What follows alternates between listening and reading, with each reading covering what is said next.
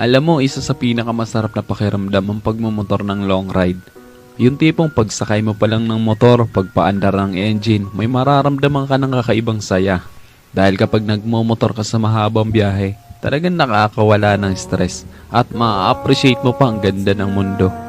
Yung tipong habang nagmumotor ka, masasabi mo na lang sa sarili mo na, wow, ang sarap palang mabuhay. Ang ganda pala ng mundo. Lalo na kapag ang patakbo mo yung chill lang, yung ini-enjoy mo lang talaga ang moment. Madami kasi tayo kanya-kanyang problema sa buhay. Pero kapag nagmomotor ka na, makakalimutan mong problema mo. Lalo na kapag maganda ang view, maganda ang kalsada, tapos hindi mo namamalayan, nagkakaroon ka na pala ng positive mindset dahil magaan ang pakiramdam mo eh. Kaya kapag stress ka na, kailangan mo lang din talaga minsan ng mahabang biyahe bilang isang pahinga eh. Ang weird no? Kasi nakakapagod magmotor pero ito yung pahinga ng gusto-gusto ng marami. Pero sasabihin ko sa'yo, hindi katawan ng napapahinga kapag ka nagla-long ride ka eh. Kundi yung utak mo. Kundi